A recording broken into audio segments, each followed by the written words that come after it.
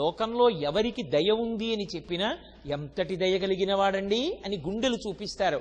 అంతటి కారుణ్యమూర్తి కనుక స్వామివారి యొక్క దయాస్వరూపమే అమ్మవారి యొక్క రూపంగా రాశీభూతమైందని మనకి చెప్పడం కోసం శ్రీవేంకటేశ్వరుని యొక్క దయాస్వరూపిణి అయిన తల్లి నీకు శుభోదయమగుగాక, లేచి మా యొక్క కోర్కెలను తీర్చి కాపాడదవుగాక అని జగన్మాతకు ఈ శ్లోకంలో సుప్రభాత పఠనం చేస్తున్నారు.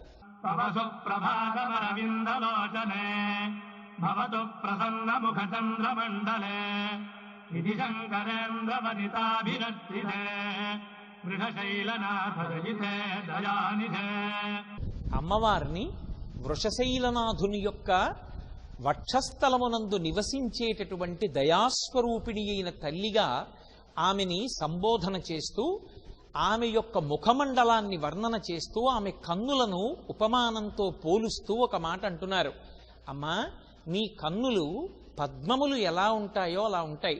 అరవిరిసిన పద్మముల వంటి కన్నులున్నదానా, చంద్రమండలము ఎంత చల్లగా ఆహ్లాదకరంగా ఆకర్షణీయంగా తాపోపశాంతిని కల్పిస్తూ ఉంటుందో అటువంటి చంద్రమండలం వంటి ముఖమండలమున్నదానా, ఓ తల్లి, నీ యొక్క పాదములను నిరంతరము బ్రహ్మశక్తి అయిన సరస్వతి, రుద్రశక్తి అయినటువంటి పార్వతి, ఇంద్రుని యొక్క ఇల్లాలైనటువంటి శచీదేవి కొలుస్తూ ఉంటారు.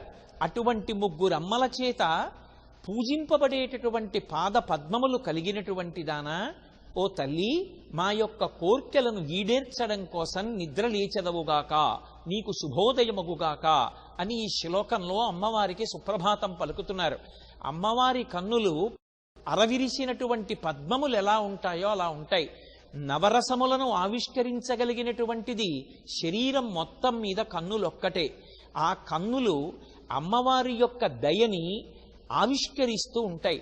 అమ్మవారికి ముందుకు వెళ్ళి నిలబడగానే ఆమె కన్నులలోంచి అభివ్యక్తమయ్యేటటువంటి ఆ కారుణ్యం, ఆ ప్రేమ చూసినప్పుడు భక్తుడు అమ్మ ప్రేమని మనసారా చూరగొని నేను ఆ తల్లి యొక్క బిడ్డణ్ణి అనేటటువంటి అవ్యాజమైన ఆనందంతో నిలబడగలుగుతాడు.